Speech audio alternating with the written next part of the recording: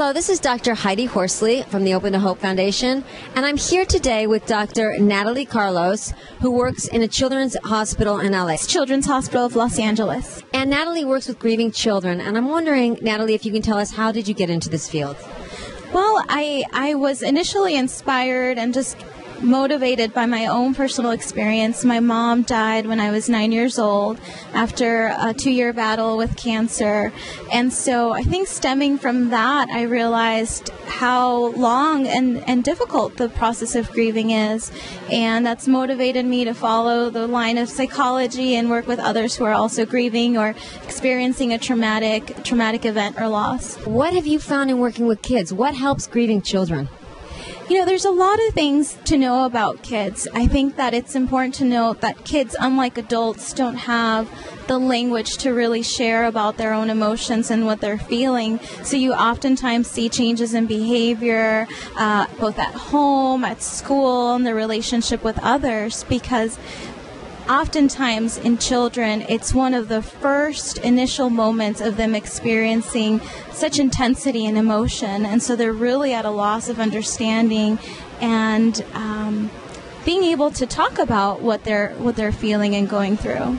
So it sounds like with kids, sometimes you'll see behavioral problems, concentration problems, stomach aches, somatic symptoms, and it's not like they will be able to connect oftentimes, okay, I'm feeling this way because I'm grieving.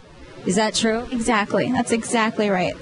And what are activities or things that you can do with kids? With kids, you can use a lot of play therapy techniques to have them share their story. So you can have kids playing with a little home and a little house, and you can notice within their play that they're moving around certain figures, and now there used to be a maternal figure and now they're not there, and they can talk about what they're going through their play, through art. That's also an excellent way to have kids begin to share what they're going through, what they're feeling, and help them adjust to the loss that they experienced.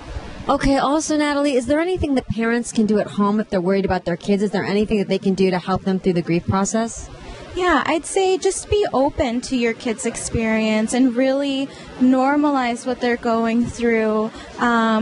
Kids experience grief, and I think it's important to note that they grieve in their own way. I think across developmental stages, whether you're as young as 3, 4, 5, up to age 85 and onward, you experience grief in a different way depending on your developmental stage.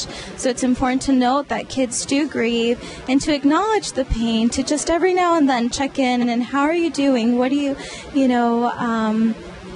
do you ever think about Uncle so-and-so? Do you ever miss? And have these sharing of memories with them to help them, again, normalize what they're going through and just have an open space for it. And, of course, if you do see kids really, really struggling, having a really difficult time to the point where it's impacting functioning at school, at home, and other areas in the community, then it's important to refer out to a therapist who might be able to provide more support and where you can learn more tips and skills on how to support your child. Wonderful. I love that. Thank you so much for being here today. And I'm Dr. Heidi Horsley from the Open to Hope Foundation.